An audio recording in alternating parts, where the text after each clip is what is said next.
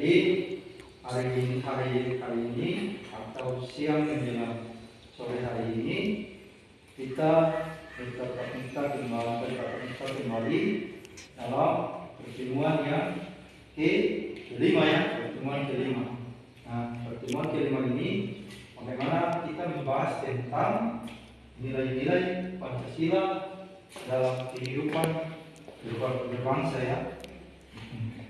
Jadi sebelum saya masuk di bab berikutnya atau pembahasan berikutnya, saya menanyakan kepada kalian semua atau saudara-saudara sekalian semua.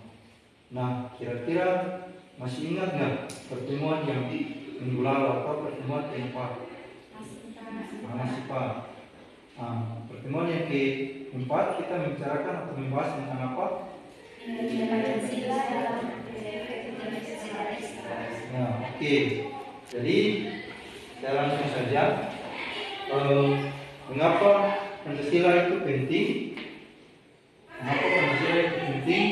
Karena dia sebagai dasar negara dan sebagai pedoman hidup bangsa Indonesia. Kenapa? Karena kalau kita ibarat atau contoh seperti rumah dan lain sebagainya, kalau kita Indonesia atau orang berbangsa dan bernegara ini, kalau tidak punya ada secara dasar, maka nanti dia punya masalahnya cukup luas. Karena kita Indonesia ini ada berbudaya, berbangsa, ya kan, ada suku, agama, ras dan lain sebagainya. Makanya ideologi Pancasila itu sangat penting, atau dasar negara kita sangat penting. Karena kenapa? Itu menjadi fundamental kita, ya kan? Karena kenapa dia penting? Karena dia apa? Menjaga persatuan kita. Dan tadi saya sudah jelaskan budaya kita, agama kita, ras kita, ya kan? Kayak dia menghindari dengan adanya kayak intimidasi atau diskriminasi, perlakuan sama orang. Dan contoh, karena dia kulit yang hitam, kita tidak bisa memperlakukan orang seperti itu, ya kan?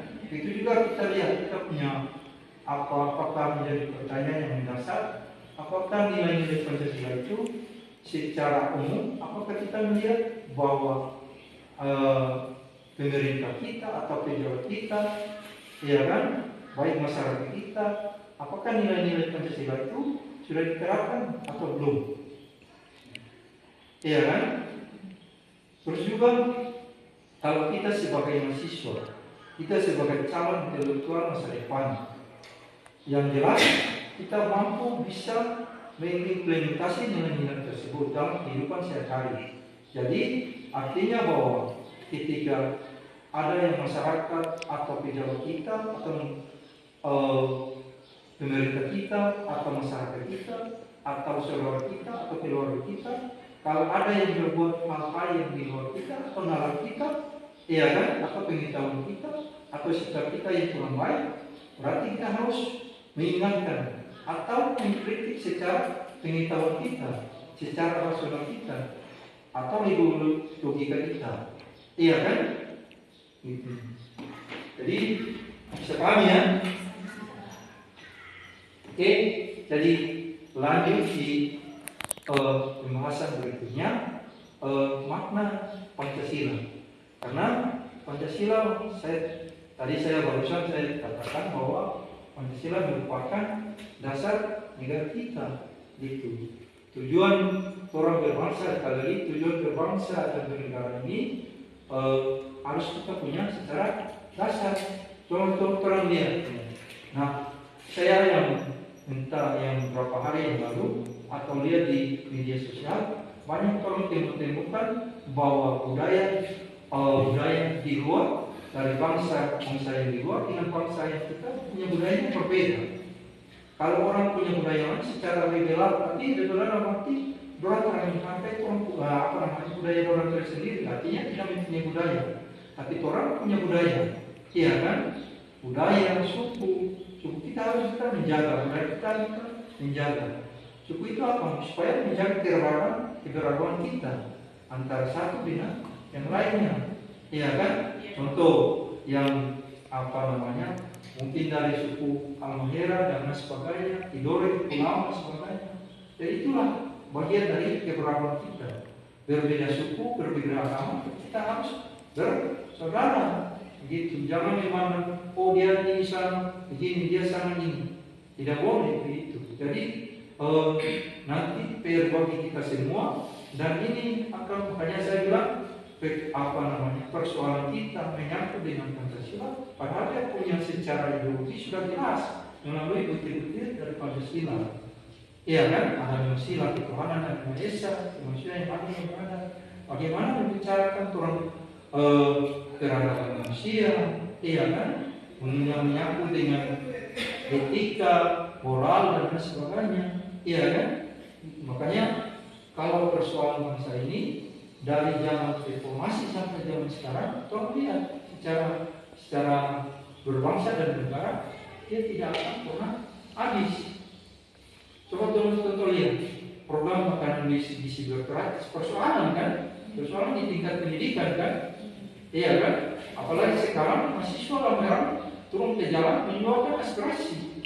Itulah merupakan perjuangan untuk bagaimana menyuarakan secara demokrasi kita, hak kita. Iya kan? Ketika orang mengkritik di media sosial, pemerintah jangan bahwa kita berasumsi atau kita persepsi bahwa wah itu dia menghina. Belum tentu juga kan? Kalau menghina punya ada dasarnya, ada unsurnya. Iya kan? Gitu. Apalagi sekarang di Maluku Utara ini, kita lihat apakah dia sudah di area yang hidup di pedesaan atau di pertambangan dan lain sebagainya, apakah dia sudah bisa melihat dari kesejahteraan hidup atau tidak, terutama dengan kebutuhan dalam hal perekonomian. Apakah sudah menjamin kesejahteraan hidup atau belum?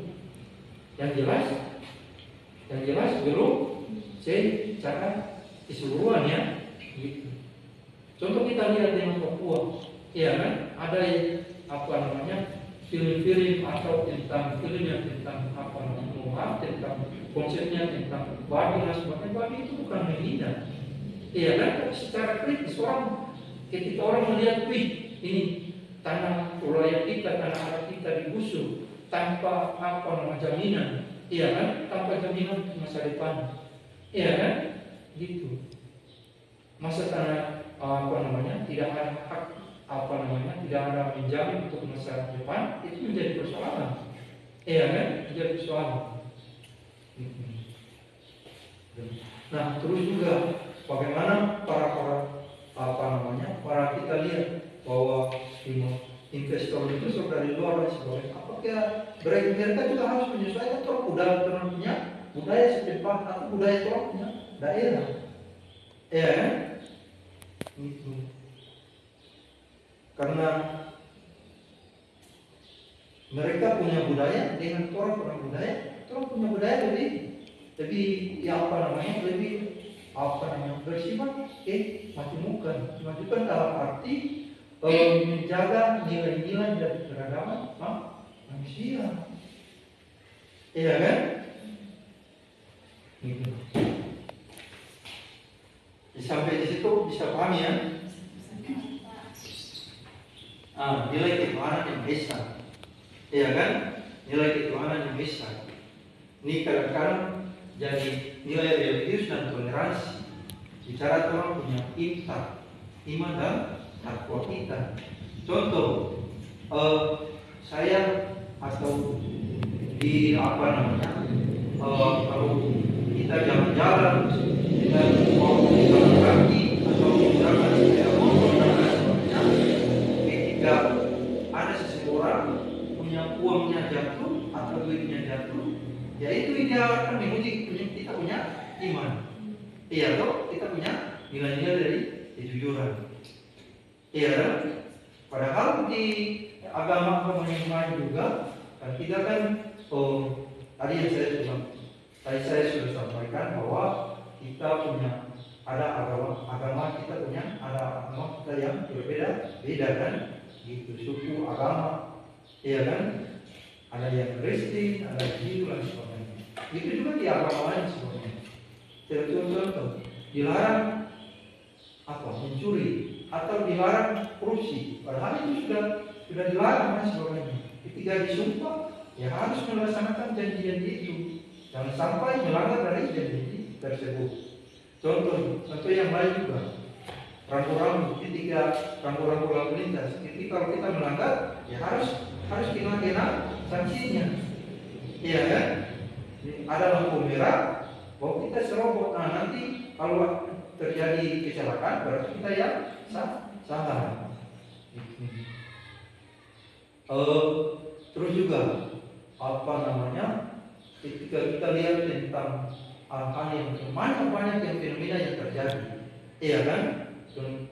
Saling jangan kita punya agama yang ini, terus di sebelahnya agama itu, artinya berbeda agama, tapi orang harus jangan saling mengejek satu sama lainnya.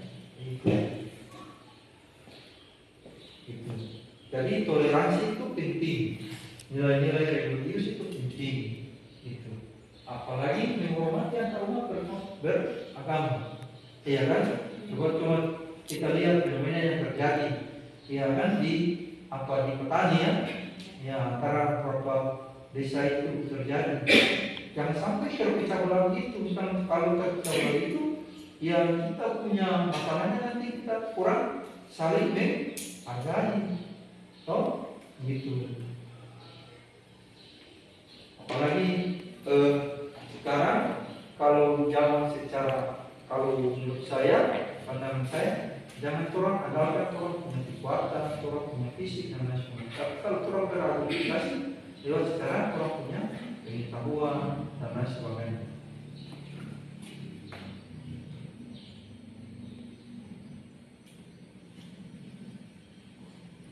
Kalau nilai kemanusiaan dan beradab. Jadi kalau kita lihat beradab, sudah ketika ada yang pesta-pesta orang dan sebagainya. Contoh tadi, di Argentina bilang banyak orang beramai dia kan. Padahal kita dengan iya kan, silakan Anda punya masing-masing kalian punya tenis, tapi jangan berlebihan, iya kan? Ada dalam arti kita punya, jangan sampai mengganggu orang punya kenyamanan dan lain sebagainya. Iya kan?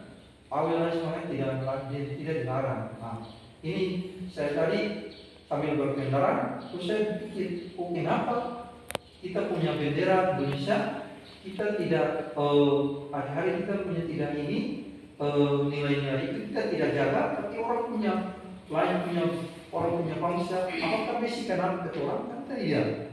Apakah Argentina kenal orang? Tidak. Silakan kalian punya fans masing-masing, tapi jangan berlebihan atau kalau gimana. Jangan sampai berteriak, ada yang tetangga sebelah sakit dan sebagainya. Itu juga mengganggu juga kan? Gitu.